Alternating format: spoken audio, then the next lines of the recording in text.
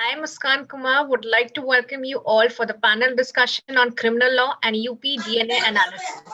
On the behalf of Legalify India and Legalify, our esteemed guests are all motivated and successful people. In today's discussion, we will be knowing about the challenges faced by our guests, their tenure of and their views on the situation of UP with respect to law and order and various schemes and provisions. Now, without any further ado, I would request Takshima to introduce our guest. Good afternoon to one and all present here. I am the co-founder of Legal File and my name is Takshima Maheshwari. I would like to introduce you all to the guest of this event. Also, before starting the event, I would request all the other people to please keep your mics muted so that we can have a smooth event. So, yeah. The moderator of today's event is Advocate Pallavi Pratap. She is the managing partner with Pratap and Co. She is advocate on record in Honorable Supreme Court of India and practices in Supreme Court, various high courts, tribunals like NCLT, NCLAT, NGT, CAT, etc. We are glad to have you, ma'am. Now we have Dr. Vikram Singh, who is the former officer of Indian Police Service 1974 batch, former Director General of Police Uttar Pradesh. Dr. Vikram has relentlessly fought against national, international, terrorist outfits and organized crime syndicates. He has completed his MSc from Allahabad University in 1972 and has done guys, please keep your mics muted.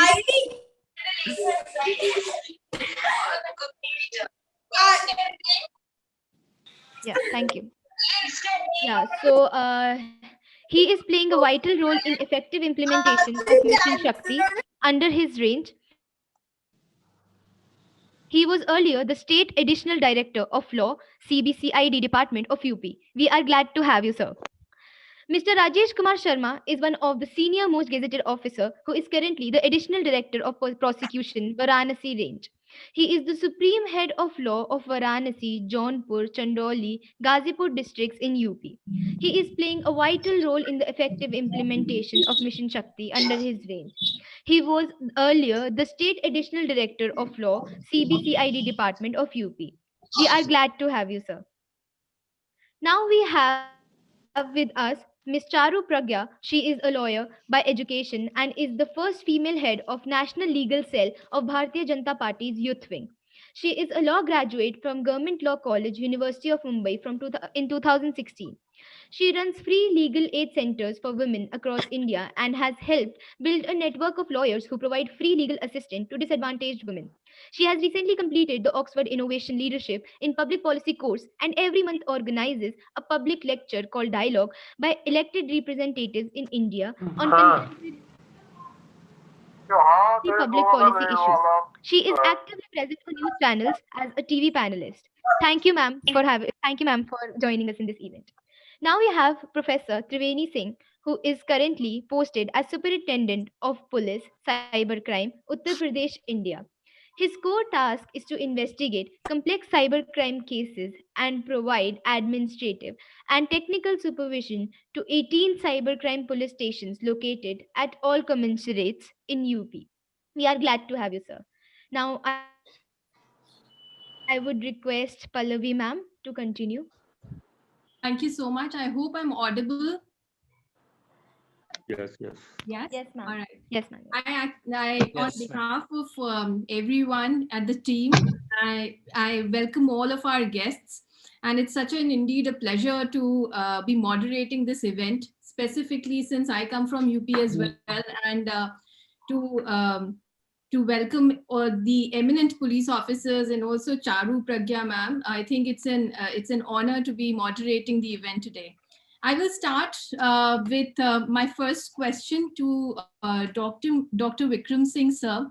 He has been a legend. I mean, I think I've heard about his legendary police recognitions that he got when I was a little kid while I was still living in Lucknow. I think he was a champion, and he arrested quite a few major politicians also. So I think my first question goes to sir. So you have been in the police force and led it for over 3 decades. You're one of the most highly decorated police officers that we've seen in the country. What are the challenges that you see which are being faced by police officers in India vis-a-vis the international police forces across the world? Because I believe that you've been speaking in such prestigious international organizations as well. So if you can please share some examples.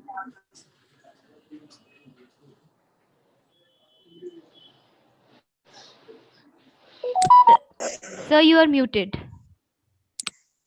Can you please unmute? So sorry. It's okay. Good evening, Pallavi ji. Good evening, Muskan ji. Good evening, ladies and gentlemen. It's a privilege and honor to be a part of this wonderful and gracious platform. I would like to share this platform because there are other learned speakers. I would like to steal their time. Pallavi ji, Pragya Charu ji is here, Professor Triveni is here. I would rather that they speak, but I would tell them that there are 4 issues that will occupy the best brains in the police today. The first is terrorism. The second is narcotics or narco-terrorism. The third is human trafficking. And the fourth is cybercrime. These are the 4 areas, apart from the very many, but these would occupy the prime time and the best brains of the police department anywhere in the world. And the cumulative wisdom of the police leadership must pool in, because what worked yesterday will not work today. Any police officer who has not updated in the last 2 years is outdated.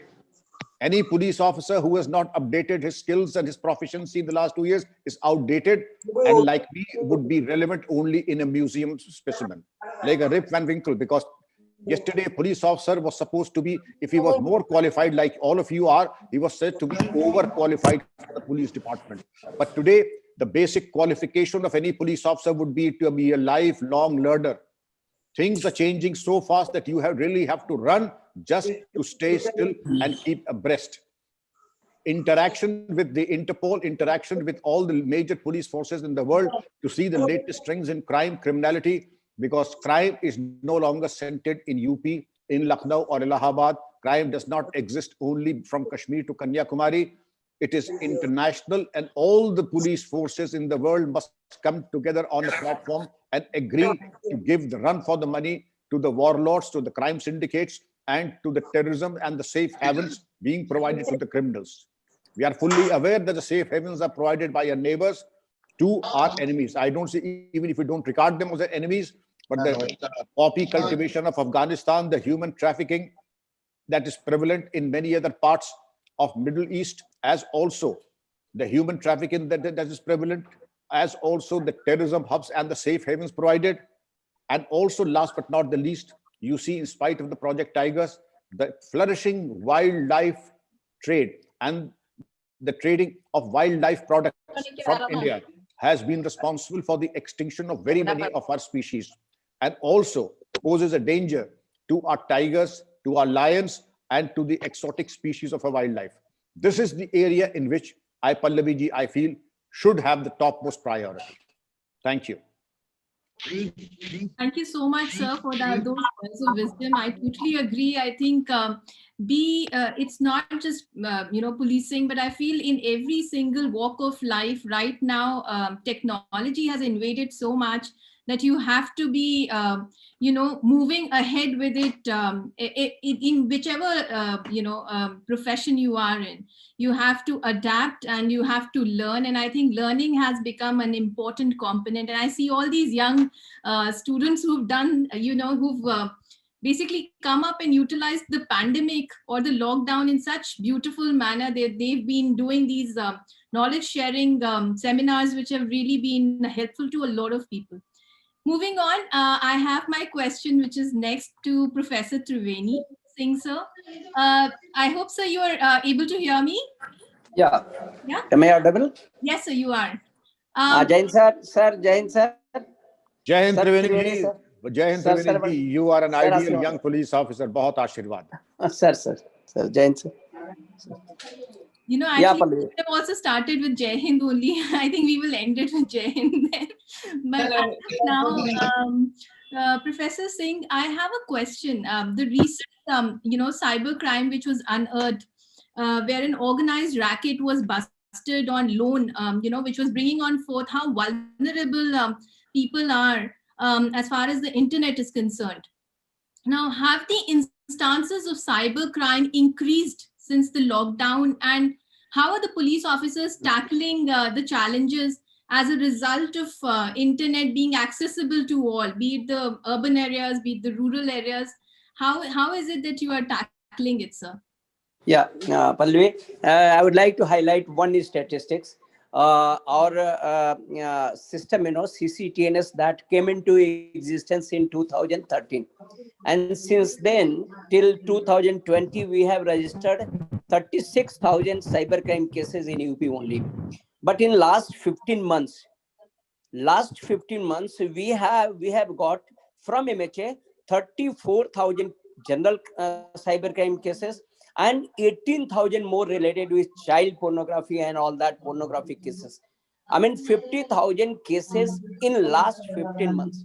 And in last 7-8 years, we have registered only 36,000 cyber cases. Now you can imagine the exponential rise in cybercrime.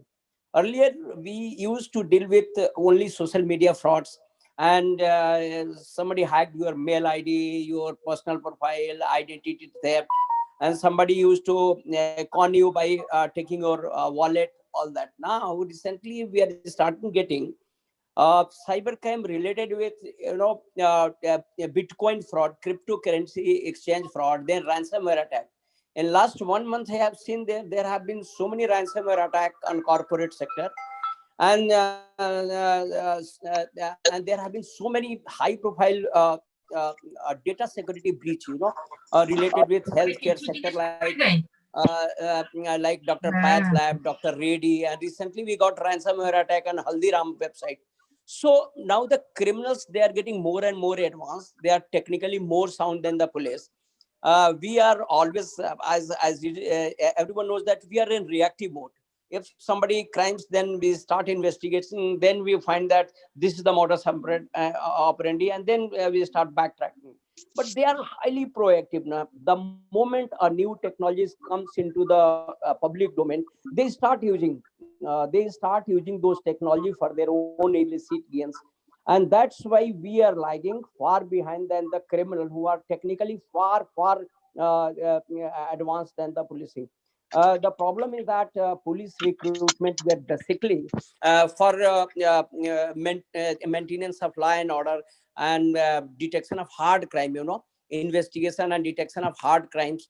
And we are focused on, still even today, our priorities law and order, number one. Number two, detection and investigation of hard crimes.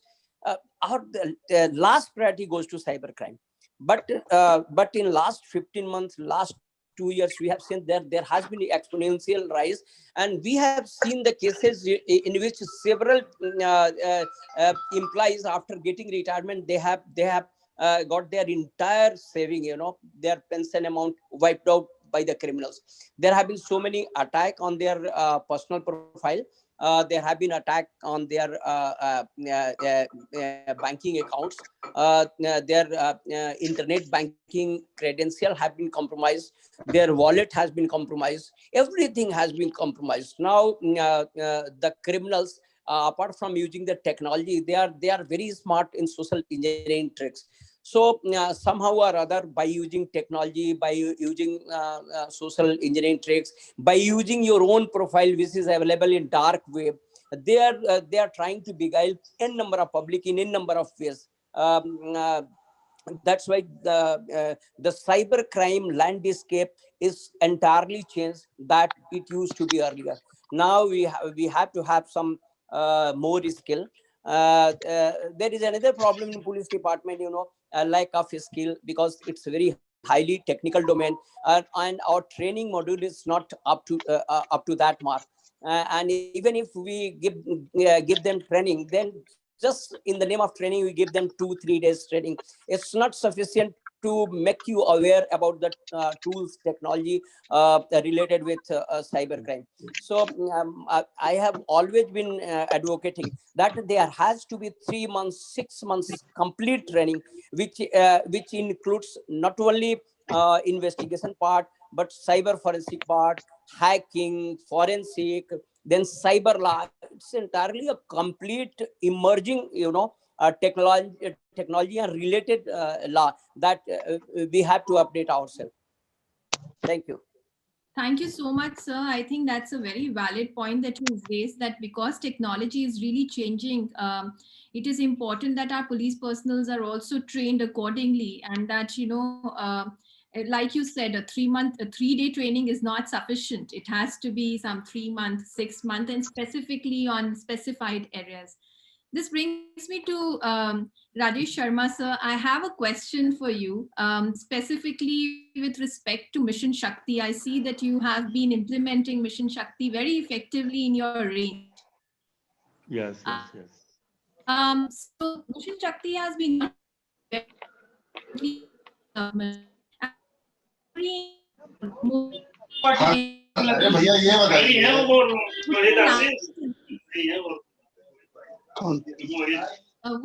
would you elaborate on the campaign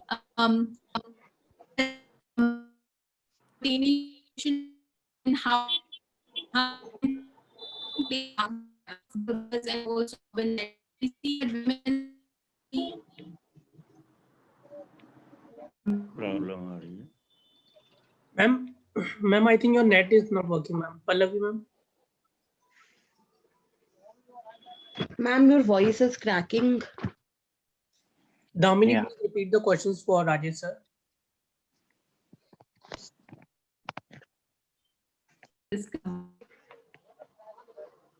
Ma'am, you are not audible.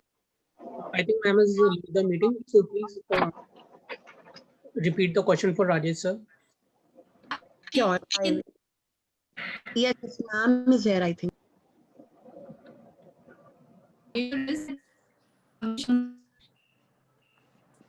Okay मैंने सुन लिया आपका question. Hello. Yes, sir. मैंने सुन लिया है आपका question. सबसे पहले सभी लोगों को मेरा नमस्कार.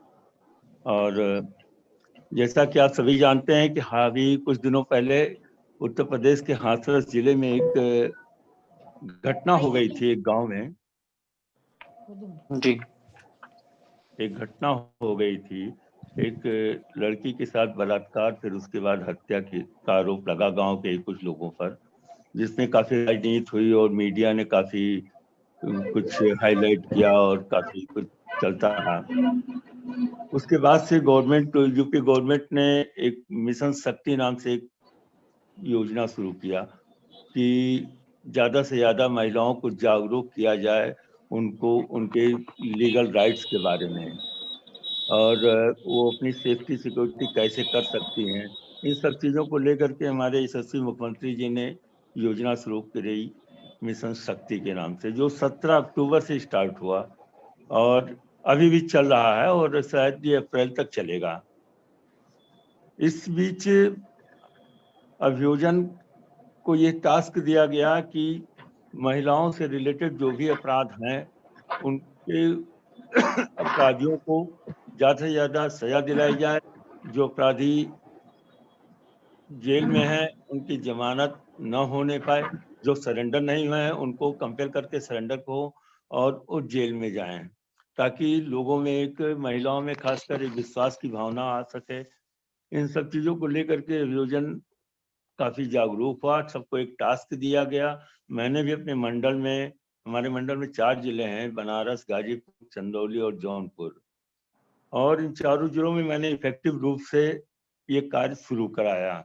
इसमें जिलाधिकारी, सभी जिलाधिकारी, SSPs, IG साहबान, IG साहब, सब लोग इसमें इन्वॉल्व हुए और सभी लोगं ने पूरा कोऑपरेशन किया. खासकर जुडिशरी ने भी काफी कुछ कोऑपरेट किया. जिसका हमें रिजल्ट जो मिला वो ये रहा कि हम अभी तक 17 अक्टूबर से लेकर के अभी तक हम कुल पूरे मंडल में 157 सजा करा सके हैं और 225 मुलजिमों की जमानत निरस्त करा दी गई. इसी तरीके से गैंगस्टर में 1 सजा कराई गई और 77 अभियुक्तों की जमानत निरस्त कराई गई. इसी तरीके से पूरे मंडल में 111 अभियुक्तों को जिला बदर कार्रवाई गुंडा एक्ट के अंतर्गत कराया गया.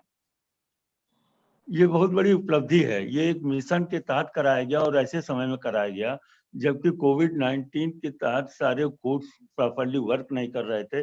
बहुत कुछ सिस्टम हमारा पूरी तरीके से काम नहीं कर रहा था, बट हमारे अभियोजन अधिकारीगण, पुलिस के लोग और न्यायपालिका सभी लोगों ने इसको वास्तव में एक चैलेंज के रूप में लिया मिशन शक्ति को, और सभी लोगों ने पूरा अपना योगदान दिया और डे टू डे सुनवाई करा करके जो केसेस राइव्ड थे उनकी सुनवाई जल्दी, मतलब रेगुलर सुनवाई करा करके सजा कराया जा सका। ये बड़ी उपलब्धि है और इसमें सभी लोगों का सहयोग रहा है।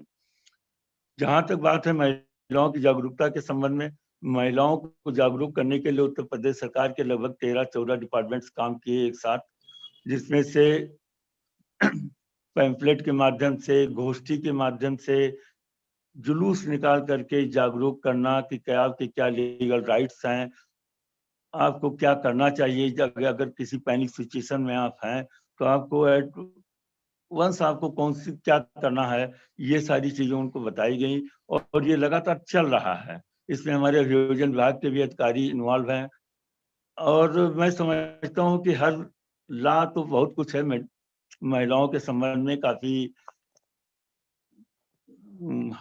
काफी स्ट्रिक्ट लॉज बना दिए गए हैं गवर्नमेंट द्वारा, but the ultimate purpose of each and every penal law is punishment of accused persons or that can be achieved by the court through prosecution, strong prosecution. इसलिए प्रोसिक्यूशन का strong होना, police का proper investigation किया जाना, ये चीजें बहुत ही जरूरी हैं और जब अभियुक्तों को सजा होती है तो उनमें एक भय की भावना व्याप्त होती है। अदरवाइज सिंपली कानून बनाने से कोई भय नहीं क्रिएट किया जा सकता है किसी के मन में। सजा ही उसका अल्टीमेट पर्पज है और सजा दिला करके ही हम एक अपने मिशन को सक्सेसफुल बना सकते हैं और इस मिशन को सक्सेसफुल बनाने के लिए हमारा पूरा अभियोजन विभाग पूरे मंडल में लगा हुआ है। इसकी पूरी मॉनिटरिंग मेरे द्वारा की जा रही है, डे टू डे मॉनिटरिंग में करता हूँ और रोज शाम को पूरा फीडबैक लेता हूँ मैं अपने सभी चारों जिलों से। जहाँ कहीं भी हमको लगता है मैं खुद वहाँ के SSP से, DM साहबान से, वहाँ के ज्वाइंट डायरेक्टर प्रोसिक्यूशन से बात करता हूँ कि पैरवी हो, गवाह आ जाएं, गवाहों को एग्जामिन करा लिया जाए, जिला जज साहब से रिक्वेस्ट करके, जुडिशियल ऑफिसर से रिक्वेस्ट करके कि इनका एग्जामिनेशन कराया जाए। राइट केसेस हैं, इसमें आर्गुमेंट सुन लिया जाए और जजमेंट कराया जाए। इस तरीके से हम लोग पूरी तरीके से डेडिकेटेड हैं मिशन शक्ति को सफल बनाने के लिए और उम्मीद है कि जिस तेजी से, जिस डेडिकेशन से ये काम चल रहा है, काफी कुछ पॉजिटिव रिजल्ट जल्दी देखने को मिलेगा। Thank you. जो आपने कहा सर कि महिलाओं के लिए काफी सारे लॉज बने हुए हैं, लेकिन जब उनका एक्चुअल में इम्प्लीमेंटेशन होता है तभी जो अभियुक्त होते हैं उनके अंदर भय होता है। बिल्कुल सही है, मेरे ख्याल से ये हमने निर्भया केस में देखा है, जिसके बाद से CRPC भी IPC काफी चेंज किया गया और उसकी वजह से मतलब एक डर जो हमें लगता है कि एटलीस्ट भरना चाहिए लोगों के अंदर, शायद वो आया होगा। और आपने जो 157 मुलजिमों को मतलब प्रोसिक्यूशन के थ्रू करवाना, वो भी कोविड टाइम में, I think hats off to you कि आपने इतना करा। बहुत मुश्किल है इस वक्त कोर्ट्स का भी एक्टिवली काम कर पाना, and we all know that. मेरा जी एक्चुअली हम लोगों ने जुडिशरी से कोऑर्डिनेट किया और रिक्वेस्ट किया कि कोविड-19 में काफी कुछ काम नहीं हो रहा था, बट हम लोगों ने रिक्वेस्ट किया पर्सनली जाकर के कि आप हियरिंग करिए और उन्होंने कोऑपरेट किया जी जी, तभी ये संभव हो पाया, अदरवाइज पॉसिबल नहीं था। बिल्कुल बिल्कुल। My next question is with Charu Pragya ma'am. I hope she's able to hear me. I'm able to hear you, Pallavi, but the host has switched off my video. If you could help me just ask Damini, maybe if you can please switch on video of Charu Pragya ma'am, please. Yes, ma'am. I'll just do that. Yeah, where we can see you now, all bright with red color, which is a color of, you know, empowerment, as they say.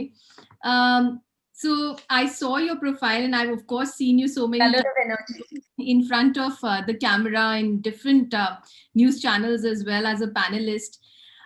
You speak very actively on public policy, and I see that you organize dialogue, which is basically an event where you speak with elected representatives as well.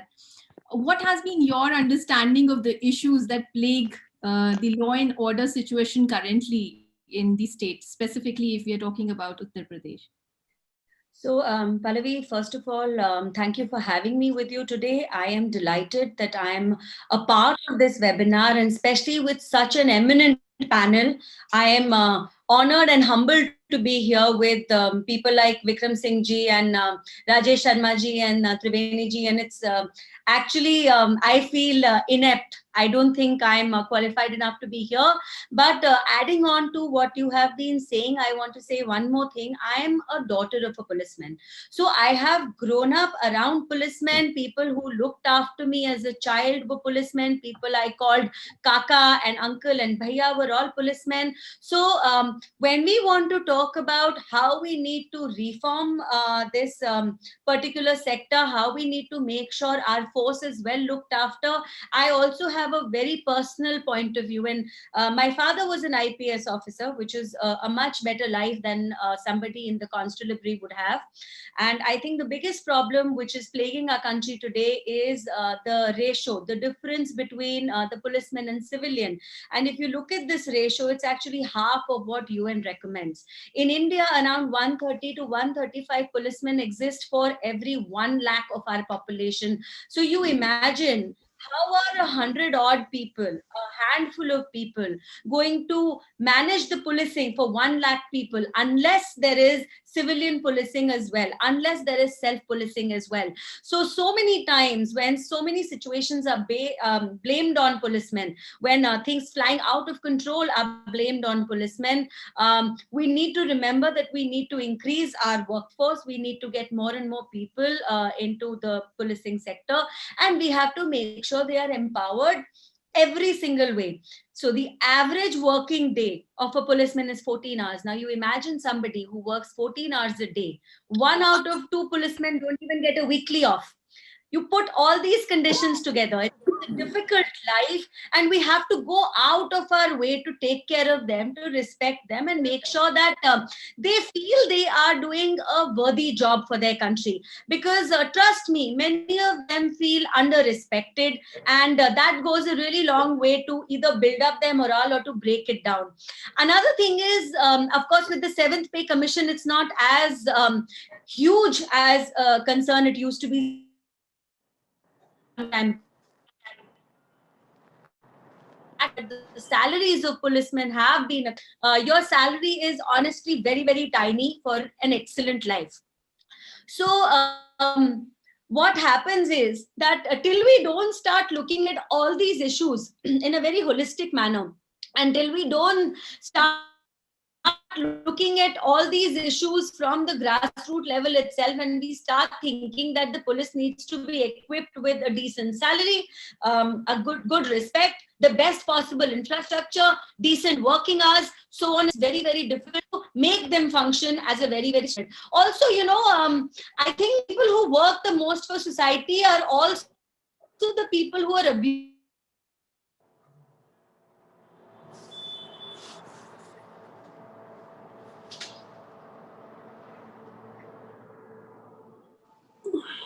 Ma'am, you are not audible.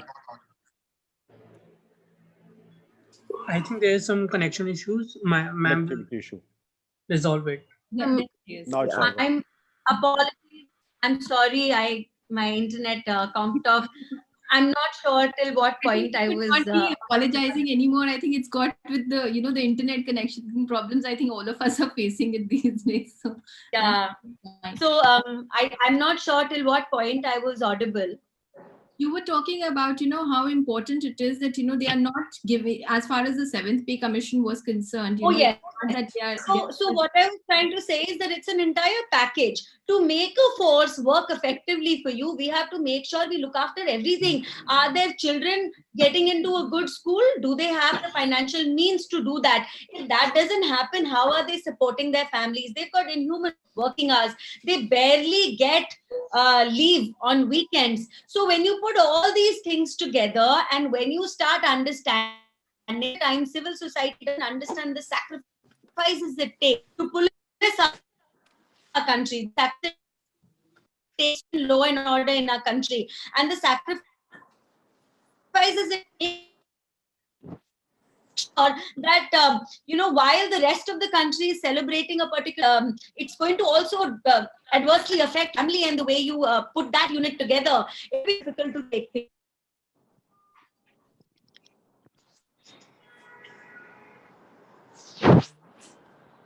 I think we've lost her again, is it? Yes, ma'am. So I think you can proceed with the next All right. question. But I think that was a very interesting answer that she gave about, how, police officers and their life is basically bordering on inhuman conditions, if we may, if I can use that word, even though it's very harsh. My next question is with Dr. Vikram Singh, sir. Sir, are you able to hear me? I'm able to hear Pallavi ji, but again, my camera has been muted. I'll just ask them to switch on your camera. Thank you.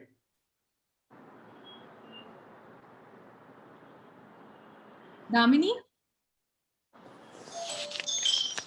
There you are, sir. So my question is that you are known to have brought about, modernization and police reforms in the state police force. What were the key areas that you brought in, you brought the reforms into, and what prompted you to bring these reforms? It must have been through your own experiences or the challenges that you would have faced during your own tenure, sir. So how did you, like you said, that, it is important that every 2 years they are modernized and they are informed about what is the latest in technology. What are the reforms that you brought about, sir? Absolutely, Pallavi. Our department is very conservative, and I dare say it's very feudal also. And there was no change, and there was no emphasis on training. And you see the underworld now, it was not the underworld just during Kallu, Banne, Bhondu. They were now sophisticated boys and girls from the finest educational background, and yet, unfortunately and tragically, they took to crime. They were generations ahead of the police, who were depending upon Victorian methods of crime prevention and crime control, and they were into futuristic technology. They were having laptops, they were into software and hardware mechanics, and they would go and they would just take minutes to unearth a password and hack, crack, introduce Trojan horses and whatever, you name it. I was inspecting a jail and I found a mafia's hitman there in the jail, and I asked him, I'm actually looking for a weapon. Which should I pick up? An AK-47 or an Uzi submachine gun? Because I pick up the Uzi submachine gun because it has a flash eliminator, there is no recoil, and there is no rukawat in the magazine. And also the fact that you get the empties right in your pocket, you don't have to find them later. And this is what the flash eliminator, right down to the smoke emission control mechanism. There is recoilless and you can fit a silencer. This is coming from a gangster. I would not even expect my head constable armorer to give this kind of a solid, cogent and logical answer. Therefore, we had to be generation ahead.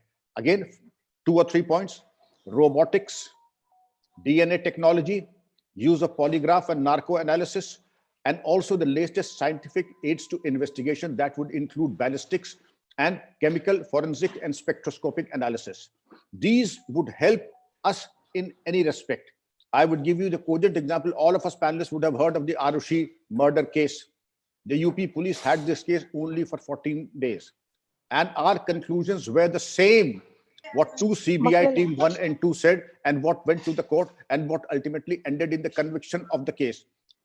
Also, but what the UP police did, because of the putting the best technology and the best investigators, investigating tools, we were able to do what the CBI did in 2.5 years. The UP police was able to do it in less than 14 days. Although it was on the receiving end, because there was a heavy compulsion on the part of the media, the film industry, and the so-called elite of society. But the truth at the end of the day is very simple. And that is whether that we took to robotics, then also crime detection, preservation, seeing the sanctity of investigation, and every technological tool, we were at par with the best. Then we raised the UP STF and the ATS, and there we had what you would know by the electronic surveillance, monitoring of electronic data, real-time tracking of criminals and terrorists. And it is here that apart from the weaponry, we also had the gadgetry that would compare favorably with any police force in the world. And that is why we had the better of almost all the terrorist elements that would include Al-Qaeda, Harkatul Ansar, the terrorist outfits. One uses a satellite phone and was detected in no time. You would not find the use of satellite phones now in Uttar Pradesh and northern India. After that, we were the pioneers. We were the ones to establish special task force in 6 states, because technology is the answer. Because if I don't grow, we have to be at least a generation ahead of the underworld to have the better of them. Even being at par will not help. To be a generation ahead, you have to have the best brains, the best application, constant upgradation of one's skills, constant training program. That is where we chipped in. And I'm happy that the government helped us to get the capacity building as was required. Thank you. That's a very interesting insight, sir, that you've given. As far as Uzi is concerned, I've only seen that in movies, and that to Western movies, and not really in real life time. God forbid. But you're actually right. The kind of our enemies, so to say, are always stronger than where we are standing, and for that it is important that we are the capacity building is done, and that we are brought to that level of technology, so that we can then combat such enemies that we are facing every single day. My question now is to Professor Triveni Singh, sir. Sir, what are the few cases? I'm sorry, somebody's audio is turned off.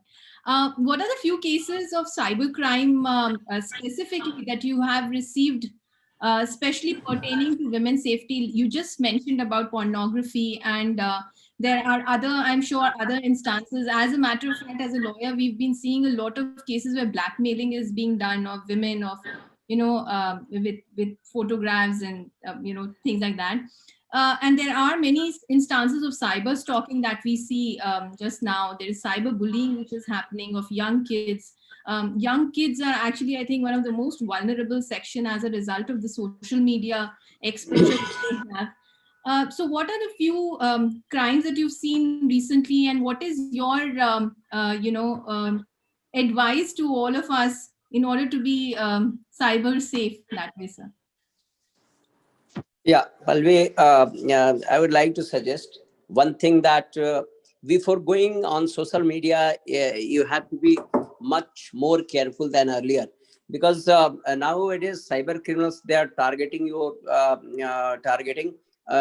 social media profiles. Number one, and they are looking their targets even on social media, be it your Twitter or LinkedIn or Facebook. They try to target their criminals through, first they read your profiles, then send you a friend request. The picture will be of someone else. Behind that picture, a criminal will be there. You think that he is your friend, you are accepting, you are communicating with your friends or someone known to you. The fact is that behind the scene, a criminal is working. So I have seen many more ladies coming to our police station, many girls coming to, because they have been entrapped somehow on social media, and in fact they have lost their money, they have lost everything, by making someone friends on social media. I have seen, I would like to quote 3 cases. Number one, a dean from Lucknow University. She was around 54, 55 years old. A lady professor, she was associate professor in Medical College, Agra. And one lady, she was running NGO. The dean of Lucknow University, she lost about 60 lakh rupees. And similarly, the lady doctor professor from Agra, she lost 45 lakh rupees. And then the lady who was running NGO, she lost about 16 lakh because they made friendship with someone. They think that he is a foreigner, he is associate professor in UK and USA. The fact is that a 22 years old Nigerian who is sitting in Delhi only, he created a fake profile. Then he talked on his spoof number, virtual number he used to talk. And then he used to take help of the various tools and technologies they use. You think that this call is from UK and USA. The fact is that this call originates from here only, and that is VoIP call. So I always advise each and everyone, if you are going on social media, then first verify by phone number, by landline number, by talking to them, that this is your phone number, this is your photo that you have pasted on, and this is your Facebook ID. Once you confirm, only then you accept friendship request. Nowadays, if we're talking about child pornography, I told you earlier that we have in last 15 months, we have got more than 22,000 cyber child pornography cases. Child pornography, you can see the exponential rise in pornography, and not about the adult pornography, but child pornography is really a serious issue before the law enforcement agency. Recently, CBI cracked, arrested some government officer who was involved into, and just 3 days back, CBI arrested someone from Jammu Kashmir. He was taking help of his missus who was in USA, and then she used to send lots of child pornography material from there, and her husband, who was in Jammu Kashmir, he used to upload on dark web. So now dark web has become the biggest repertoire of child pornography. So even child pornography is becoming gradually a challenge for the police department, because once we are blocking that particular website with minor variation in the name of website, like suppose XX12 website I created, I uploaded a few child pornography. Now at the most, government will block that particular website. Then immediately I will create XXX1 through 1 2 3 4 5 website, and then the entire child pornography material immediately I will upload over that, and that particular link or URL will be highlighted again through social media. So now it's technically its biggest challenge before law enforcement agency to block in reality the child pornography, because you can block only URL. You cannot block the hosting service provider. They are located in such a country where IT Act are not enforceable. In some of the cases, they provide you bulletproof hosting. If some law enforcement agency is asking for the details, they are not going to entertain any subpoena request. They are not going to entertain any request from law enforcement agency. Even laws are not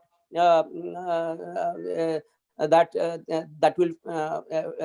will favor you, because in all these cases several countries are involved. Suppose I have to download a child pornography, then I can use proxy, several proxy of different country. So now it's getting more and more tough for law enforcement agency to track through and there are so many other tools that you can browse anything incognito. Again, the problem before, not only before the Indian police, but before the police, even FBI, even Interpol, it's technically it's becoming more and more difficult. Only we can block, and the next minute again they are uploading the same material on different hosting service. So these are certain technical challenges, and there are so many legal challenges, because in real time we are not getting any data from several other countries. Suppose the hosting service provider is located in UK. If we're asking for the details, metadata or text or some other, so we are not getting same kind of support which we can get in India. And that's why if we need certain information in real time, and we are requesting certain information, it will take years, even months, to get the data. So in such a age of spoofing, in such a age of digital impersonation, it's very difficult for law enforcement agency to track such criminals and crimes. Thank you. I can understand it is a very difficult job. Like you said, a proxy website is opened up immediately. It is very difficult, and I hope there are some UN conventions which are brought about so that, you know, different countries can actually come on the same page, and we can then have laws which are more enforceable.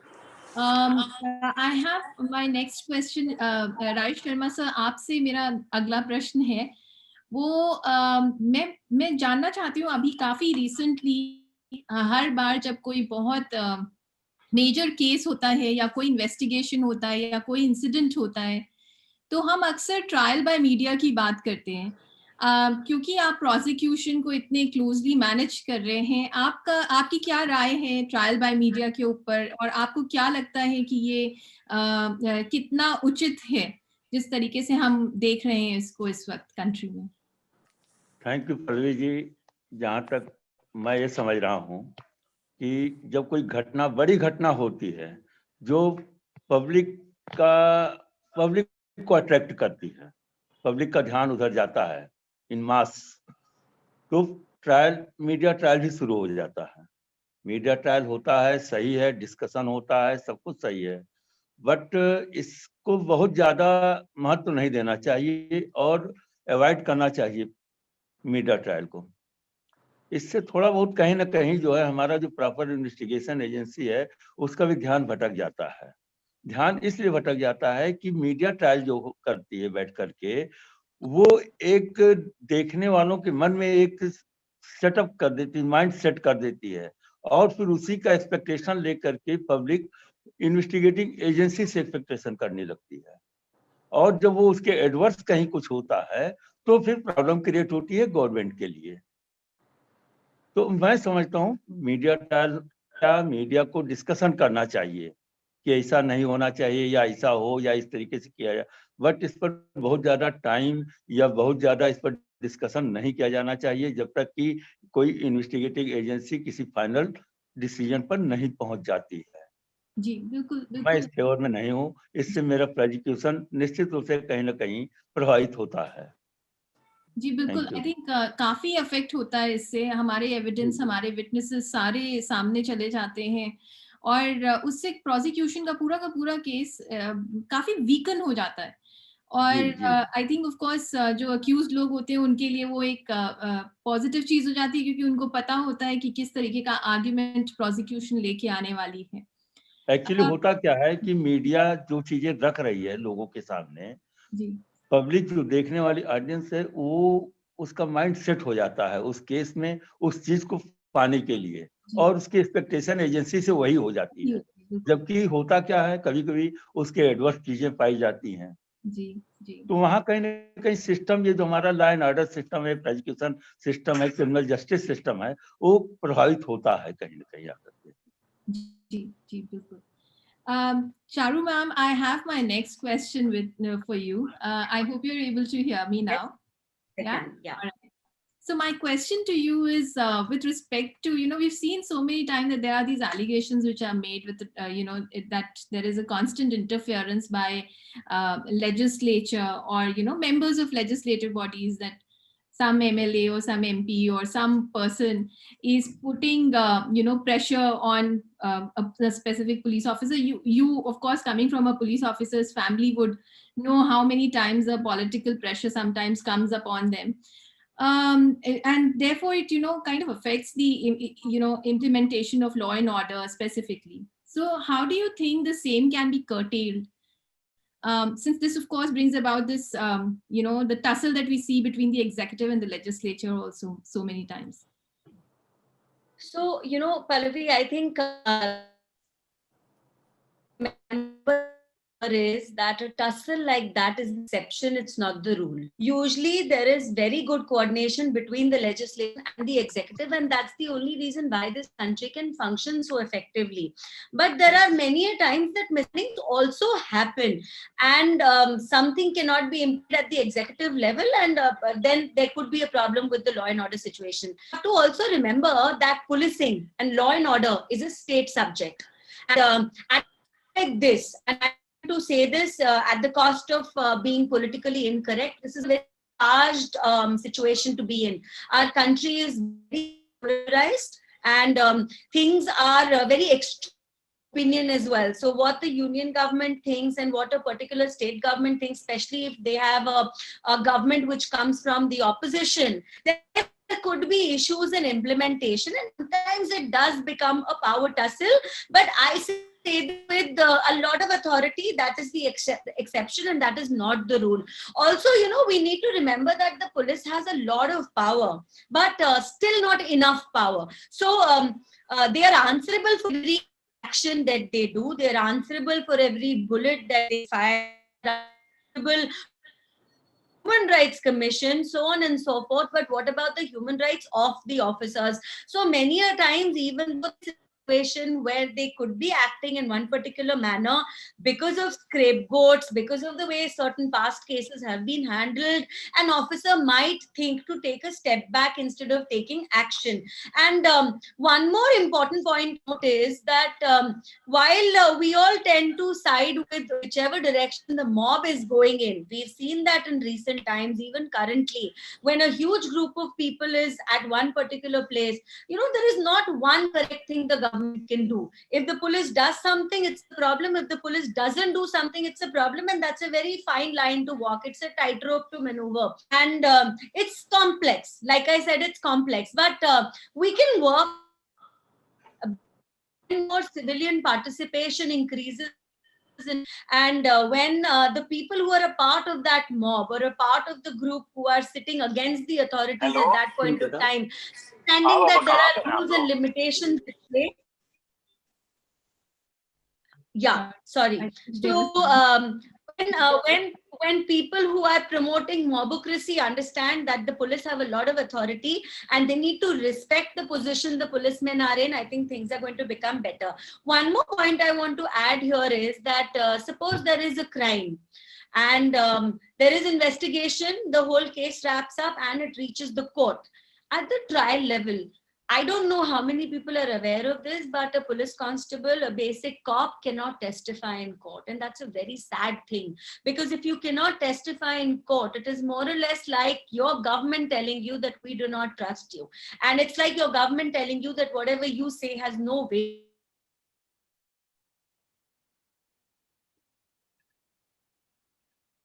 In the court of law. Yeah, okay. There she is. Overall, I have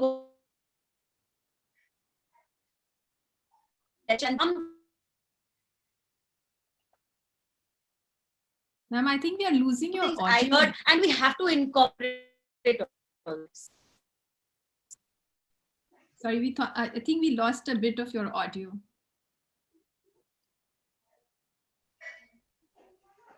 On the last point, I think we lost a bit of your audio, Charu ma'am. Okay, so I'll repeat that. Yes, please. So yeah, so what I was trying to say is, so more or less, I look at the glass as half full, and coordination between the executive and the legislature is excellent most of the time. We do need to bring about some changes. We have to alter some. We have to policemen even constantly the court of law. See, you can do a fantastic investigation, but wait, you have to go to court. And if the judiciary does not support you, if the judiciary does not side with you, and people who are appearing in courts, I'm also a lawyer and practicing criminal law, sometimes you realize that there is one thing as making sure every person has representation in law, but there is something else altogether to say that a policeman cannot testify. So these changes have to be done and we have to support it from the ground up. Thank you so much, ma'am. I think that was actually the right thing. As a matter of fact, I'll take my question to Dr. Vikram Singh, sir, from where you left. So we've basically seen, specifically very recently also in the earlier part of this year, when there was a discussion about, sagging morals of the police officers because of an encounter that took place. Is sir there? I think you've put my spotlight. I can't see sir. Yeah, I'm very much there. Yes. So, so my question is that, and of course, with the longer number of hours that we see, and that of course there is no holidays, very little holiday that a police officer fines. I know for a fact that there are officers who are working 48 hours on a constant stretch at so many times, specifically around the festivals or something that happens.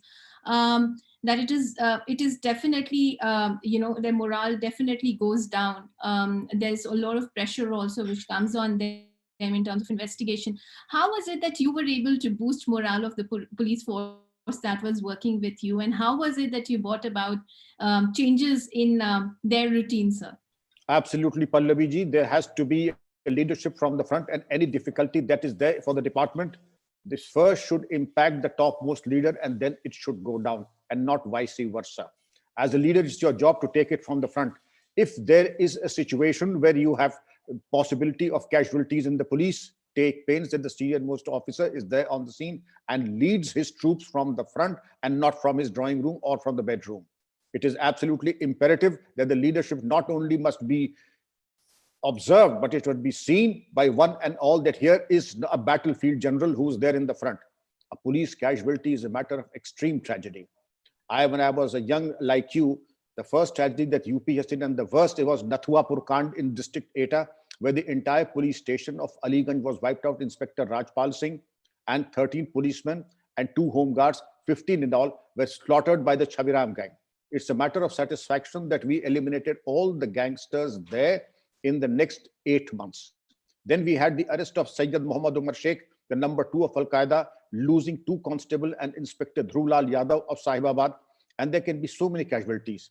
But it has been my painful duty to carry the dead bodies of many of my fallen comrades. I cannot go because I have always been in the field and have carried dead bodies.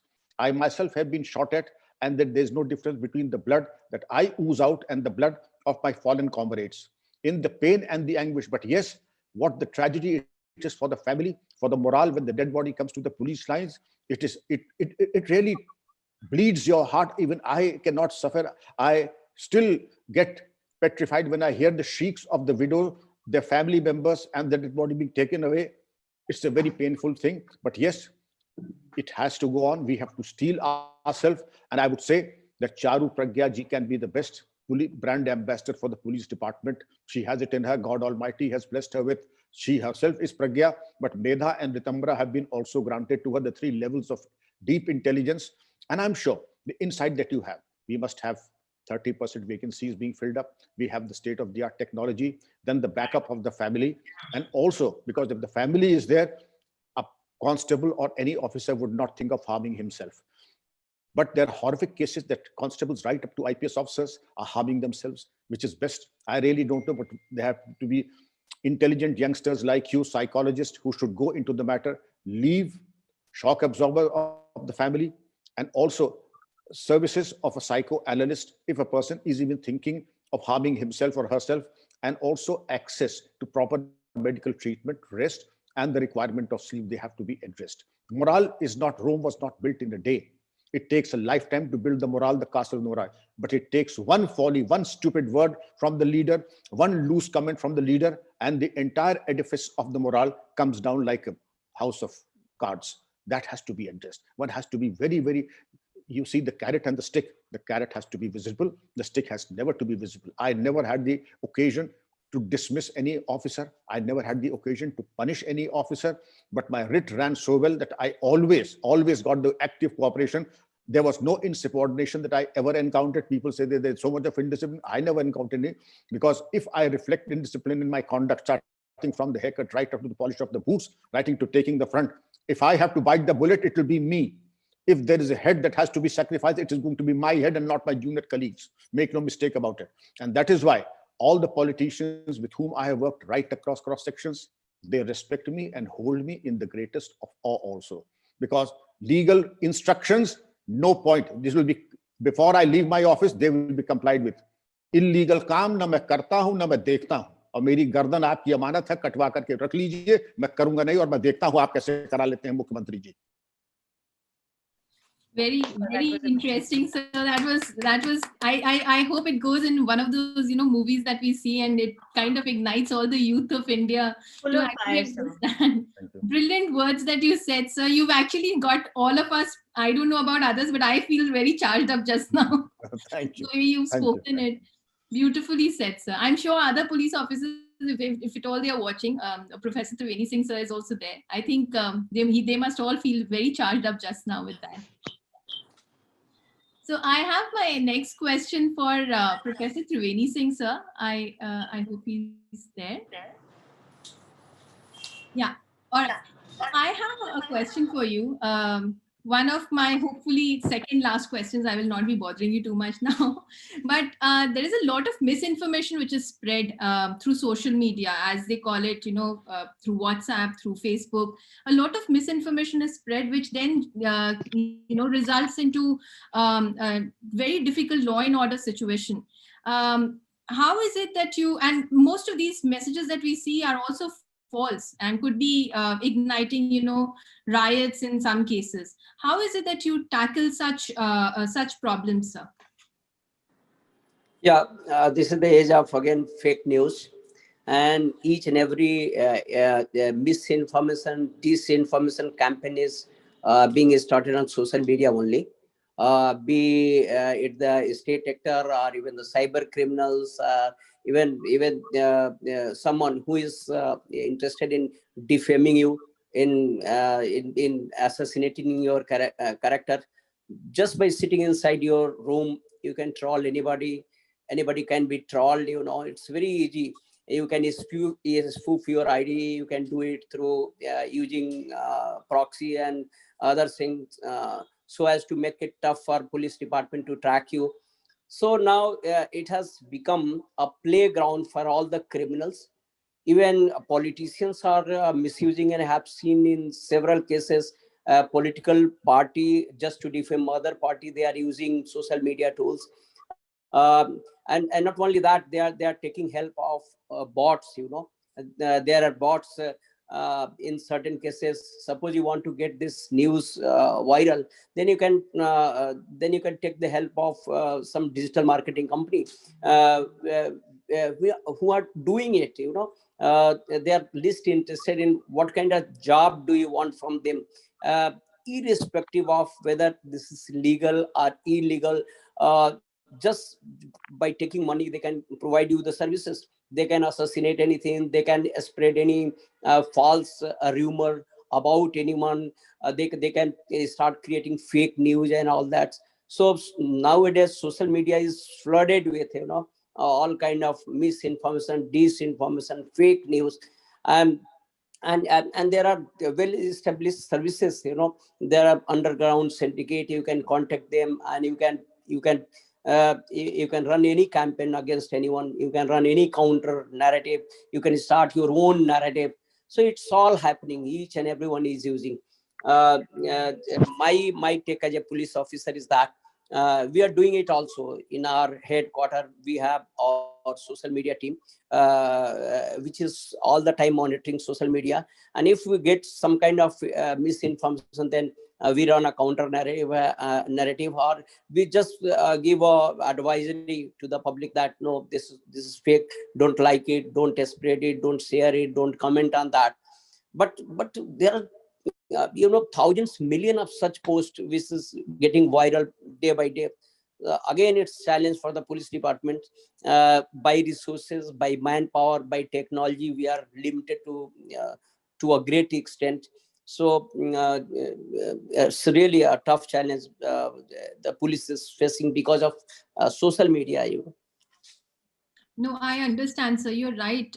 The numbers that we look at in terms of mobile users and internet users is so high.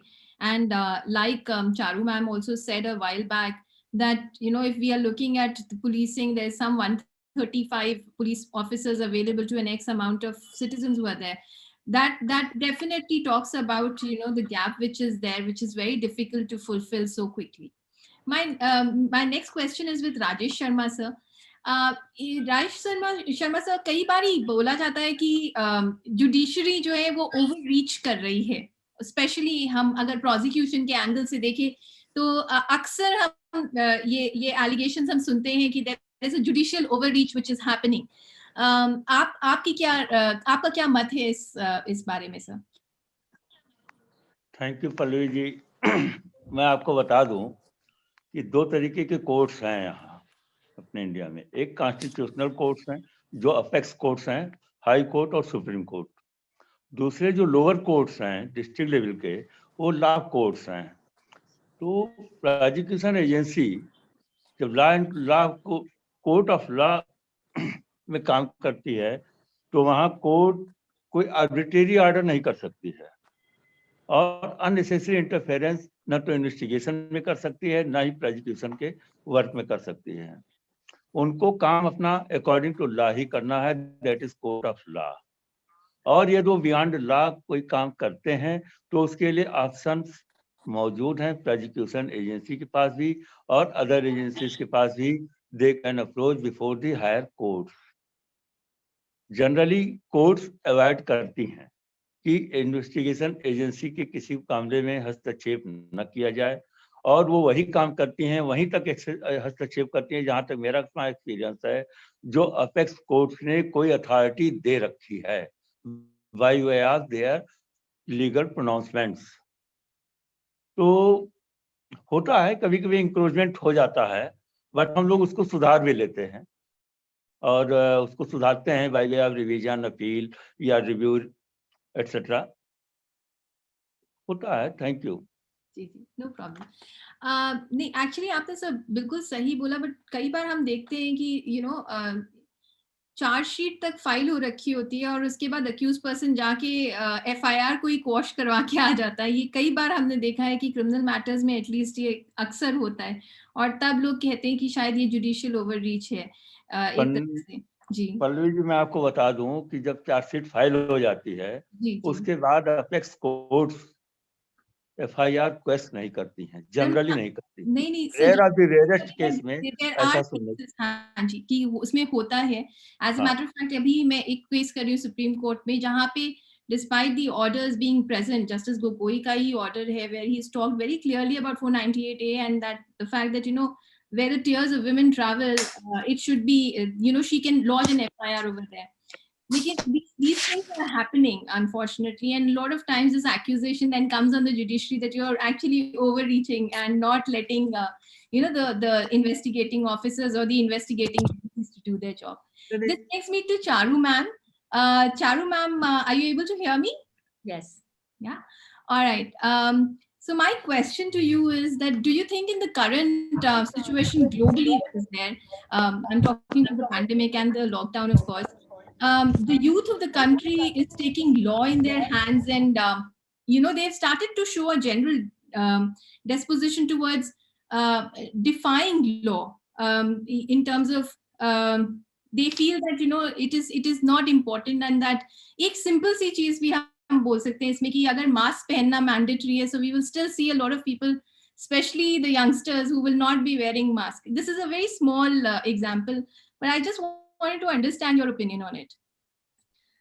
Pallavi, I think the psychology behind this defiance is a lot deeper. I think it's not something as small as wearing a mask, or it's not something even as large as saying that a law which has been passed constitutionally in parliament can be defied and can be objected to.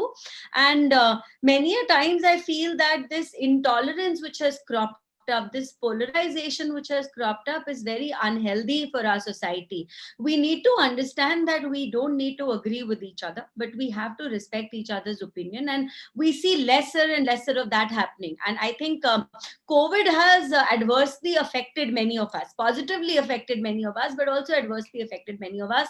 And at a time like this, it's important to remember that our forefathers, our wise founders of our constitution, have talked about multiple ideologies. They have talked about dissent and debate in parliament, which goes on to show that they wanted us to disagree with each other, but in an amicable and a respectable manner. We have took a part of that, and we have said that we must dissent and disagree, but we have forgotten that we need to do it in an amicable and a respectable manner, and that needs to come back. Sometimes I also think too much of freedom is not a good thing. A simple example, like if I have to break a traffic signal in Singapore, I'm going to think 50 times because I cannot bear the fines which will come my way, but it is so much easier for people to do it in a country like India because the fine is a lot more manageable financially. And that's why I keep talking about reforms, not just for the police force, because we need to upgrade our system. When we talk of crimes, we see the criminals are 2 steps ahead of police, and the police works very hard to catch up. So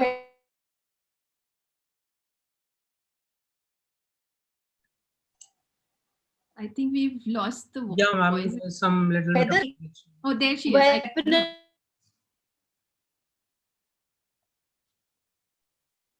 I think she's not here.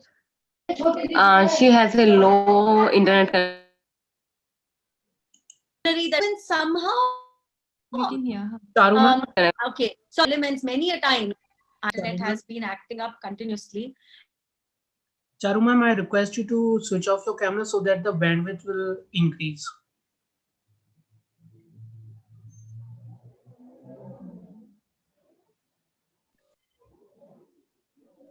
Now it's audio only just now, I believe. Yeah. I hope we can hear her. No, she's not audible. Okay, then I'll move on with my last question, because I think we are approaching the time also, and our dignitaries must be getting exhausted with so many questions. I'm very, very sorry. I think we've got her back. Charu ma'am, are you able to hear us? Yes, I apologize. I've been interrupting the entire webinar. No problem. Now there is a suggestion that you can switch off the video, so then your audio will come clear. No, I've changed my Wi-Fi connection. If there's a problem, then that's what I'm going to do. So I was also going to say that breaking a law, that deterrence has to be very strong, which I think we are lacking, because the stronger the deterrent, the more examples we make, the more scared general public will be of taking law and order in their own hands. It's not supposed to be as easy as that.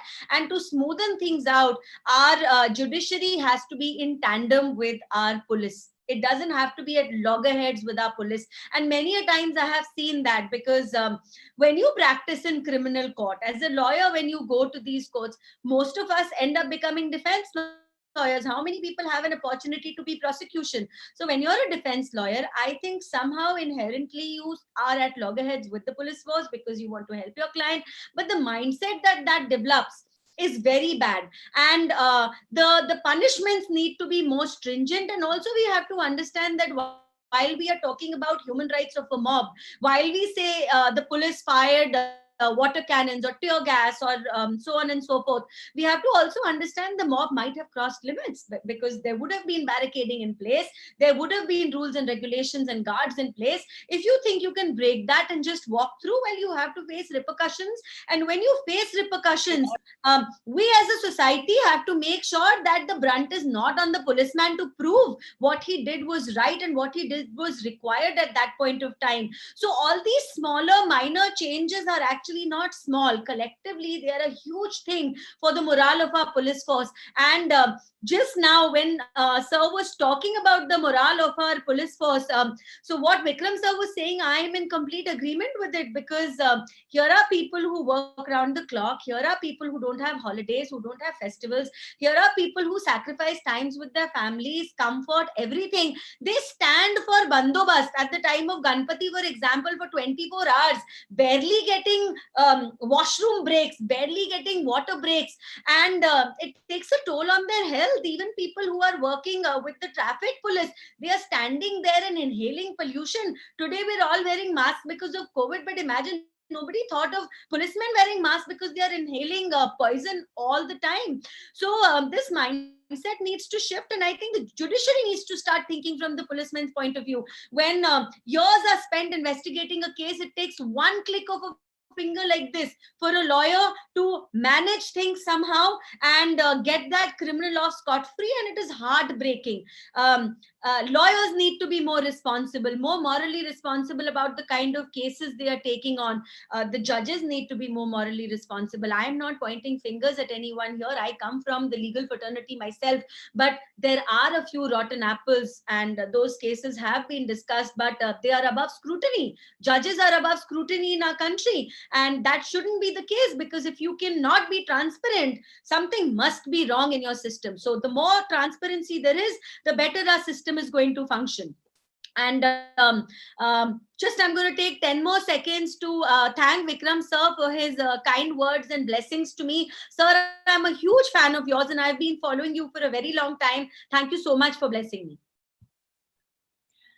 I'm actually going to speak to Sir only now. So I hope I hope they can bring him in spotlight. It's actually better to see someone in spotlight instead of, you know, struggling to find where in the gallery someone is.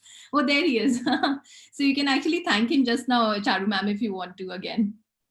Yes, but I had sir on my personal spotlight, so I could see him. Thank you so much, sir. God bless you. God bless you, Charu. God bless you. Wonderful. So my last question of the evening is that, you know, we've often talked about police reforms, and we've seen that these police reforms have actually not been brought about so much as has been written so often. As a matter of fact, there have been so many times that, you know, cases have gone up to Supreme Court and there has been specific adjudication. But if we look at it even now, especially in Prakash Singh case, we've seen that there was an X number of appointments which should have been done, but that is still not done. Simultaneously, there's also a lot of discussion about jail reforms, which requires to be done. I remember I was talking to another senior IPS officer a while back, and he was telling me that, I'm not talking really about UP, but in Chhattisgarh, he was telling me that the jails are such that, you know, they can probably have some 10,000 accused who can be there, but there are some 90,000 of them who are being packed just now. What is your opinion on both police reform and also on jail reform, sir? Absolutely, Pallu. We are short of time. I would say what began in 1996, Prakash Singh versus Union of India, 2006 judgment came, and we had a sitting Chief Justice of India saying, what can I do when the state chief ministers are not cooperating with me? Police reforms are an order of the Supreme Court. They are the law of the land. We cannot wish them or sweep them underneath the carpet. I leave it to youngsters and the brightest of the bright, like Charu Pragyaji, to take it up, because whosoever enforces police reforms will become immortal in this country. Let this glory belong to you, Charu. And the second is about jail reforms. I have personal knowledge of the fact that if anybody wants to see God in 3 days, send him to any jail in UP. The nightmarish condition will give him hallucinations that he will see the Almighty in 72 hours. It is a tragedy, a human tragedy we subject ourselves to. Our policy is reformation, not punishment. Our policy is to be absolutely to incarcerate a person till the time he reforms. And here what we do is the thing that it is a nightmare. I mean, every time I visited any jail by way of inspection or any professional requirement, it has given me nightmares for days together. The subhuman and inhuman conditions in which the men and the women are lodged, absolutely cloistered, overcrowded, one toilet for maybe about 200 people, epidemic spreading, the lice and the bed bugs, you name it, and the watery dal, and some kind of a plastic chapatis giving morning and evening. If the cheapest vegetable is baigan, it's baigan ka bharta in the morning and baigan vegetable in the evening. It is absolutely subhuman. It's absolutely subhuman. And I would say police reforms, number one, and jail reforms concomitantly. Many of the states do have IPS officers and police officers running the jails. All the more reason that they should go concomitantly. These jails and also the cellular jails of Andaman and Nicobar were designed by the British to subjugate us. Today, those who go to jail are our own people. Let us not be inhuman to them. And a matter of courtesy and as a matter of human rights, and also being accountable to our own conscience, I feel that we need to have jail reforms and police reforms together. It will be a tremendous service to the nation. I totally agree, sir. I actually bow down to you on that opinion that you've given. As a matter of fact, so many times I see that, you know, somebody's been in jail for 28 years and 28 years and then he gets acquitted from Supreme Court. And that is a large chunk of someone's age that has been a huge issue that plagues our country just now, especially as far as law and order is concerned. I have my next question with Professor Triveni, sir. Sir, my question to you is that I read an article that, you know, there are some 16 cybercrime police stations that have been inaugurated recently in Uttar Pradesh.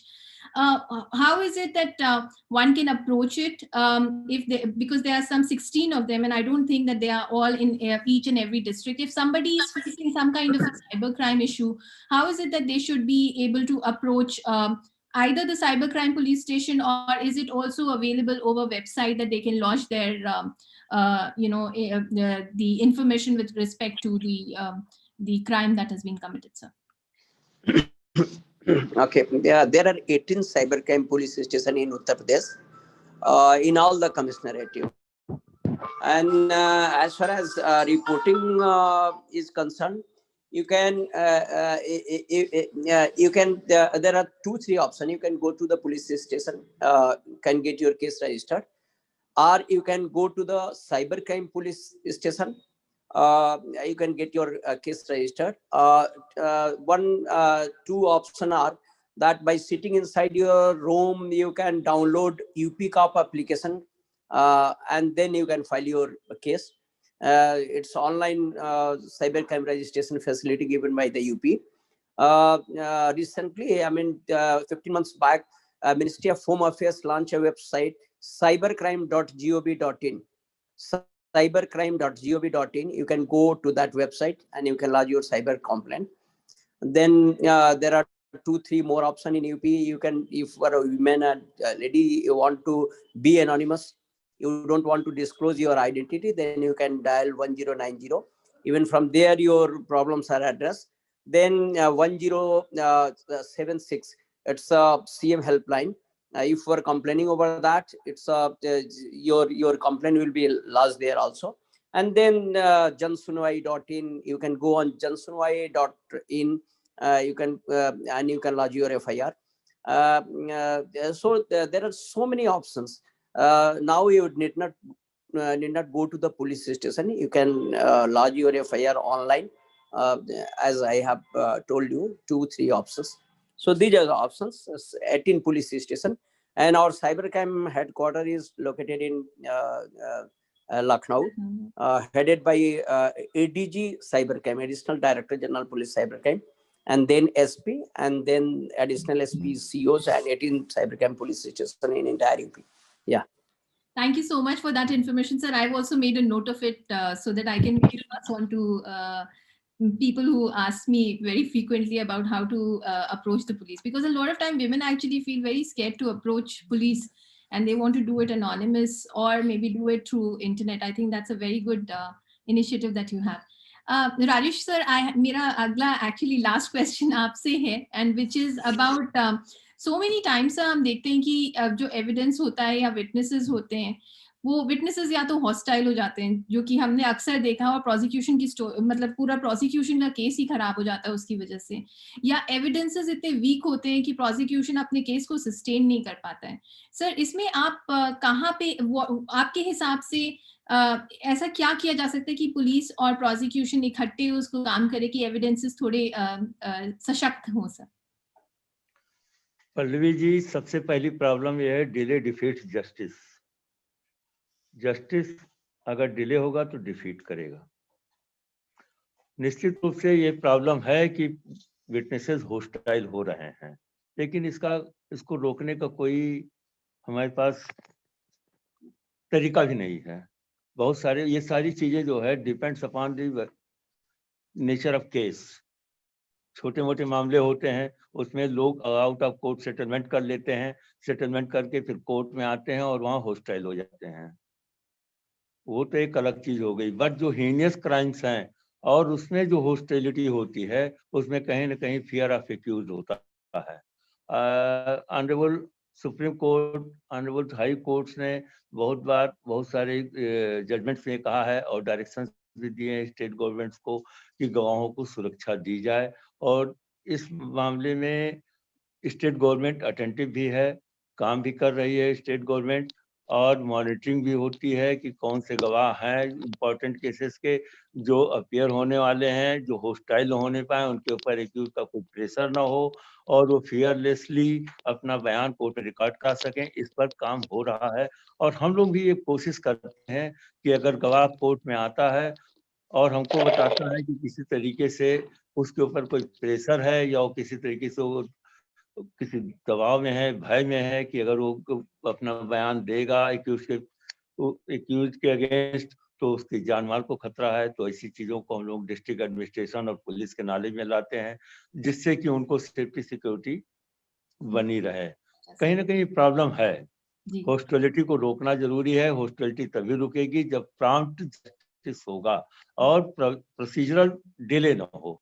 जी जी और ये problem है और इसको meet out करने के लिए government अपने level से काम कर रही है।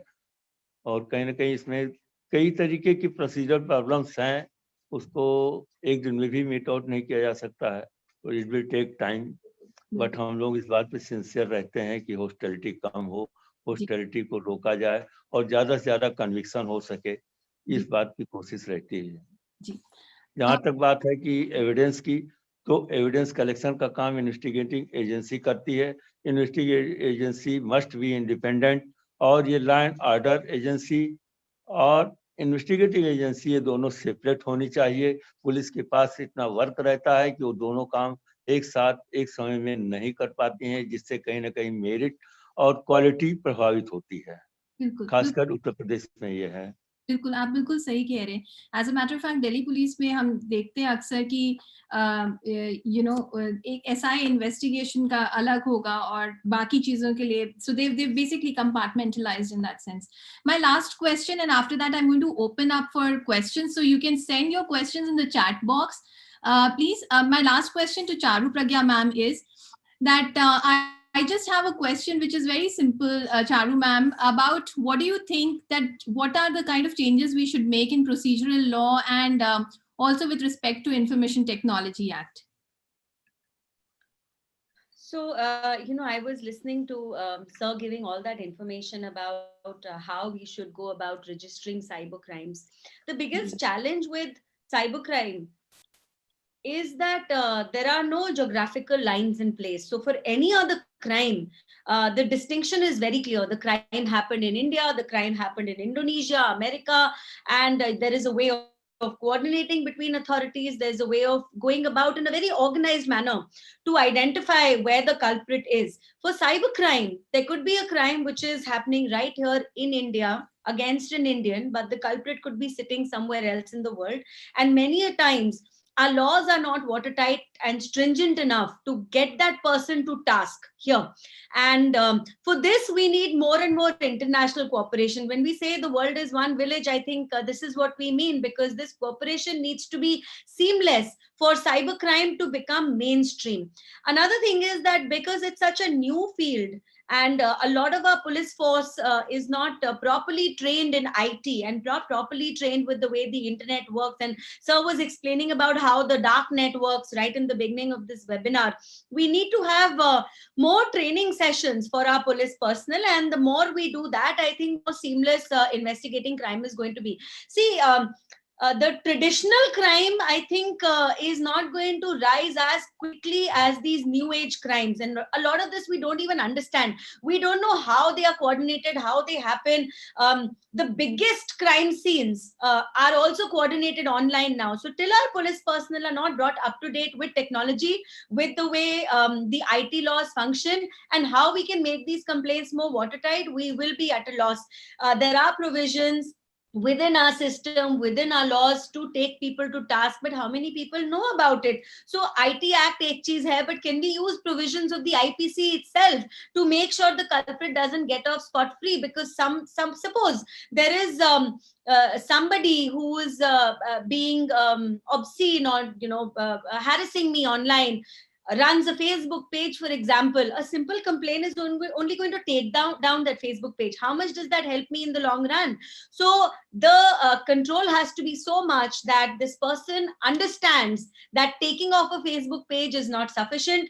Just saying that I've suspended an account is not sufficient, because that person can just go on, make another email ID, make another account, and be back to harassing other women, if not me. So the awareness between both the policemen and the citizens needs to be more about how to handle and how to deal with cybercrime. That was one thing that I wanted to talk about here. Another very, very important thing, let us speak out. So we are not supposed to deal with mishappenings, crime, any kind of a misrule quietly. let's speak out and let's be sensitive to each other's complaints as well. I know the police is overburdened. I am not going to sit here and say that the police was not as sweet as they should have been when I went in to register my complaint, or they seemed very overworked, they didn't have enough time for me. We know all of that, we already understand all of that. Can we also be a little more compassionate towards them, and in turn can they also understand that for them it is a job, for them they are dealing with maybe 100 complainants per day, but for us it is a huge part of our life, and that is why we are bothered enough to come to a police station to make that complaint. So the sensitivity needs to be from both the sides. The laws are there. I will not say that the laws don't exist. Our laws are extremely good, but implementation will happen when there is a deeper understanding of these laws, and we have to work on that. Thank you so much, ma'am. There are only, I think, a couple of questions that we have. One I see is for Professor Triveni, sir. And this is about Interpol is working hard on the cybercrime and pornography angle. This said, what is the impact of gaming and in-gaming material which is not appropriate? Professor Triveni, sir?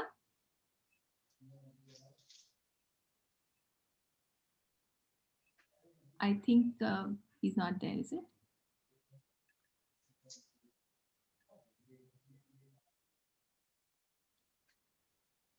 Damini, we can move on to the next question. Next question. I think this question is for Charu ma'am.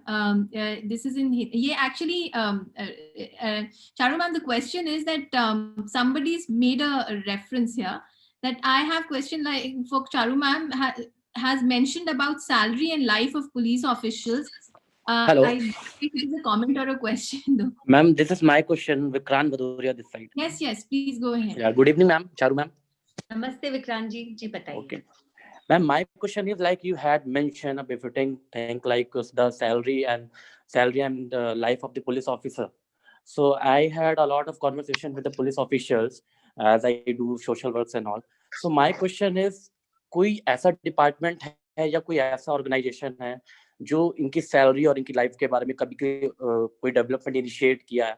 Like I have heard in 1972 जो जितने teachers की जो salary थी उस time पर, जो police officials की जो सैलरी थी वो दोनों सेम थी, बट आज के टाइम पे वो 8 गुनी ज्यादा सैलरी है जो टीचर्स हैं, और जो डिजर्विंग है वो हमारे पुलिस ऑफिशियल्स हैं. तो इसमें कभी कोई चेंजेस होंगे क्या? विक्रांत जी, पहली बात तो सारे सेक्टर्स इक्वली डिजर्विंग होते हैं. Let us not bring the discussion to that, but that being said, police के अंदर अपना खुद का एक वेलफेयर डिपार्टमेंट होता है. There is always a dedicated department which is making sure to work for the welfare of the police force. Many times if we lose a policeman on duty, his family is also looked after by this welfare department. वहां पे funds collect होते हैं, चाहे बच्चों की पढ़ाई हो या बेसिक लाइवलीहुड हो, इन सब चीजों का पूरा ख्याल रखा जाता है. See, salary is something which is governed by the DOPT and it is a very big debate. But I mentioned this, जैसे जैसे पे कमीशंस लागू होते जा रहे हैं, सैलरीज इंप्रूव होती जा रही हैं, लेकिन सिर्फ सैलरी इंप्रूव करना सफिशिएंट नहीं है, उनकी वर्किंग कंडीशंस भी इंप्रूव करना उतना ही जरूरी है. 14 घंटे जो काम करे या 16 घंटे जो काम करे, उसका प्रोडक्टिविटी थोड़ा सा लो हो ही जाएगा, मोरल थोड़ा सा लो हो ही जाएगा. There are recommendations which say that a policeman should work only 8 hours a day, but that is not possible, because even when this person is working, forget 18 hours, 24 hours a day many a times, he is going to be the recipient of abuses. So let's look at it from our point of view also. If you are a social worker, you understand the police point of view, but can we do something to enlighten the rest of society about the conditions in which our police works, and can we be nicer to them? Can we be looking after them in a better way? I don't want to make a comparison, but just for your reference, let me say this.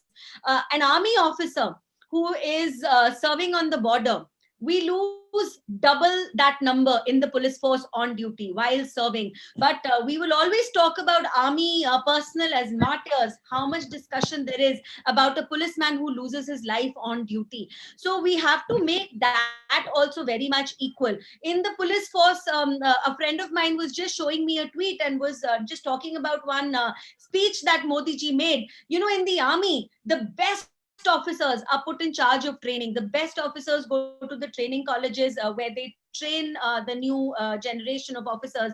But is that the same in police?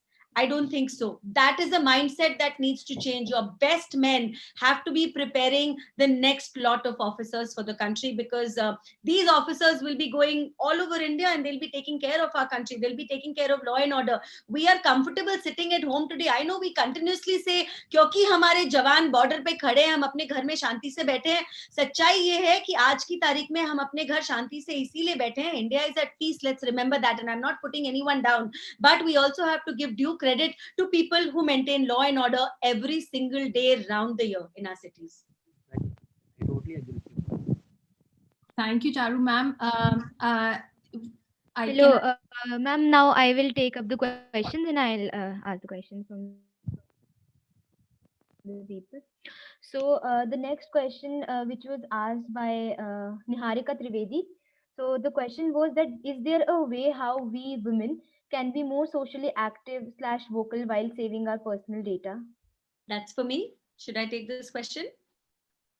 So Yes, ma'am. Niharika, it's a fine line to walk, but the important thing to remember is everything that you put out on the internet, even if you have a private account, even if you have a limited number of followers, even if you're WhatsApping someone, once you put something out, it's out in the world. So there is no such thing as private in this digital world. And once you post something, it's gone forever. So you have to be very, very careful about the kind of information you share. You have to be very, very careful about the kind of photographs you share. And remember, anything can be taken out of a security context and misused at any given point of time. We have to be vocal. Let's make sure that we talk to people around us about what is safe to share and what is not safe to share. There is a very mixed up data about the kind of people who use the internet, and I'll use myself as an example. If you open Twitter analytics for me, 94% of my followers are men, only 6% are women. That does not mean that there are such few women on the internet, but it's just a crazy number, right? And it makes you feel very insecure about a lot of things many a times. Women are also softer targets when it comes to online trolling, harassment, and even worse things. So protect your data. Make sure that you remember that every single thing, even if you put it on WhatsApp, has gone out into that dark public space, which we don't understand much about. And inform your friends of this. Talk about it more openly. And if something goes wrong, you don't have to cover it up. You don't have to hide it. Trust me, there are very many people here to help you, support you, and pull you out if something goes wrong. Yes, ma'am. Now, the next question is, do we need some changes? Just a second. Yeah. Do we need some changes in the present criminal law in the current situation of increase in crime rate in some states? This is the question for Pallavi, ma'am. Oh, there's a question for me as well. Sorry, can you repeat the question again? I was a little zoned out. Yeah. Do we need some changes in the present criminal law in the current situation of increase in crime rate in some states? I think it's not just some states. I think there is quite a lot of requirement for changing criminal law, not just procedural law, but also different laws which are coming out of that entire embodiment that we see. Or, if you read your criminal manual, you've got your IPC, you've got your Evidence Act, you've got your CRPC, and you see when you're applying it, how inept it can be. As a matter of fact, we are still, like Sir had said, Dr. Vikram Singh Sir had said, that we are still, carrying so many things from the Victorian era, which is just going on and on. For instance, he was mentioning jail reforms. I feel CRPC and the procedural, a lot of procedural sections are completely redundant, and I don't know why they are still in place, which are absolutely of no use. I see that, especially as far as bail applications are concerned, even though I have probably been more of a defense lawyer than a prosecution lawyer. But having said that, I've always realized that, as far as bail applications are concerned, where there are these hardened criminals who are getting their bail just because maybe the evidence is lacking somewhere, or like we discussed about the hostile witnesses coming in. These regular bails which are being granted to them, these are, I think, huge questions which are there that needs to be answered. Even though we've seen that after Nirbhaya case, there has been a lot of changes which have been brought about. But if you want to really implement, then there are so many changes that have been given by the Law Commission, which has to be absorbed, at least as far as IPC is concerned. And also a lot of redundant sections are to be removed from CRPC. I think that's my short answer here, even though it was too long. Yes, ma'am. Now the next question is for Vikram sir and for Triveni sir. So the question is that procedure of arrest and duties of officer making arrest. It is regarding this topic. So the question is, the officer in charge of the police station has the right to cut the chawl, but many police forcibly removes the challan. Is there any rule for this? I think there was a glitch in the communication. Could you repeat the question, please? Yes, sir. The officer in charge of the police station has the right to cut the challan, but many police forcibly remove. I don't think that I am getting this question. I'll just check once that who has given this question. I understand the spirit behind the question, and I know what the questioner must be asking. Yeah. A police officer has a right to issue challans, but does he have a right to compound it or to tear it apart? No. Exactly. Once the challan is issued, then whatever he does, it is to take the fine and nothing. There is no discretion vested with the officer. Whatever happens after that is corruption with a capital C, and it is absolutely illegal and beyond the ambit of law. Okay, sir. So next question is from Priyanshi Dikshit. So if you can turn on your mic and please ask the question. Priyanshi Dikshit. I don't think she's here.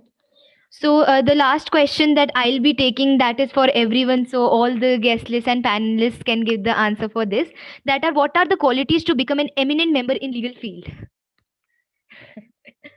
So we can start by maybe Pallavi. No, I think this is a very wrong question that you're asking. This is not a legal webinar. So this is about police officers. You must be asking how to be a good citizen. I think that is an important question that we should be asking. And we should ask Dr. Singh, sir, because he, I think, has motivated me quite immensely today in the entire discussion. So Yes, please. sir. Definitely. My words now would be the sumptuous takeaways from this webinar. And before I conclude, I would say if the best trophy for the webinar is going to be this. Now, telling you about the qualities of a police leader. There was a time when police leadership was absolutely feudal. We had a DGP by the name of TP Bhalla IP. He said, Upar Allah, Niche Bhalla. That doesn't work. A police leader has to be a servant leader, the servant of his force, the first servant, even if it means giving the first donation of blood to an injured colleague, it has to be the DGP or the superior. Then you have to be people friendly. At my station of life, what I'm talking now is not just my statement. Take it as my dying declaration. I have nothing to gain or lose anymore now.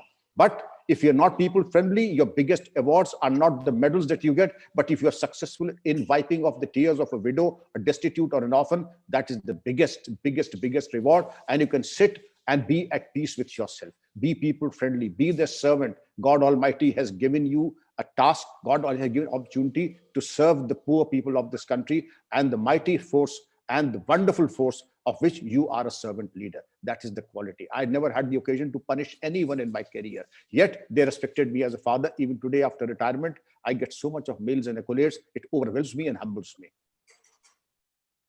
Nice. Thank you, sir. So it was a wonderful session with great questions and most informative answers by all of you. I would like to thank all of you and all the panelists and Pallavi ma'am for accepting our invitation and for sparing your precious time for this particular event. Also, I would like to give special thanks to the technical support team. Without them, this would not have been possible.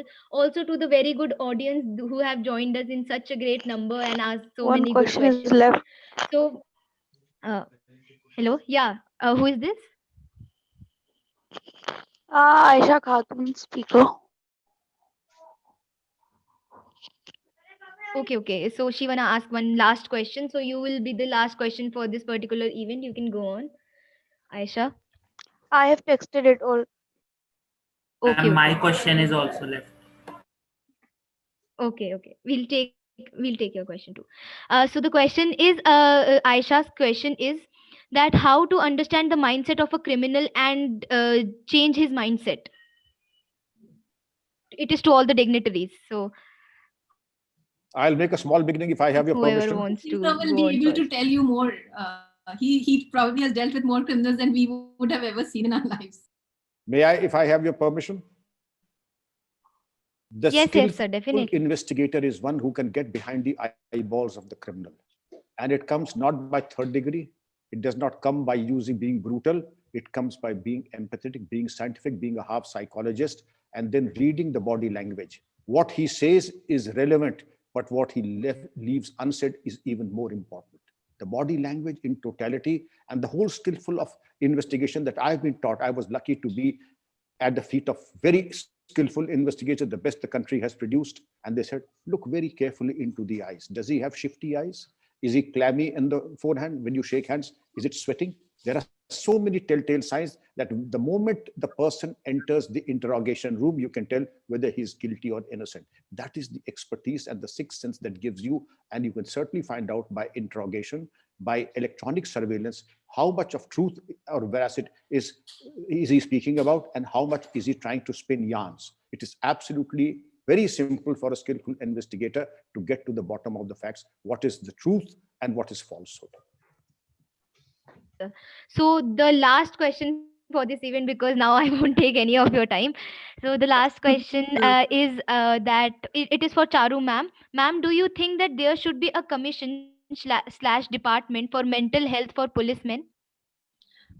So there are already a lot of people who are working for the mental health of policemen.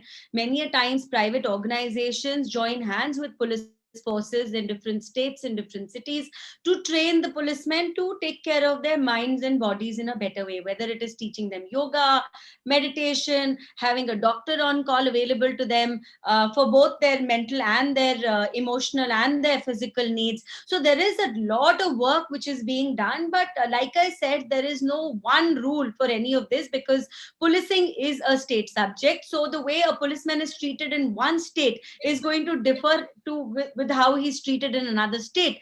For many things, I think parts of policing the welfare at least needs to come under the union list, so that we can have a uniform list of facilities which are available to our policemen all over the country.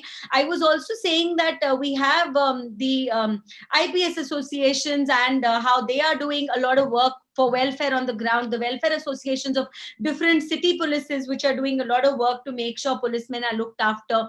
And this needs to continue, and we need more and more partnerships between the private people, companies, organizations, and the police force. Yes, ma'am. So thank you so much for joining us again. I'm thanking you all for giving your precious time to this event. It was a great session with all of you. Now we can leave. So now everyone can leave. Thank you. Thank you so much. Thank you. Thank you.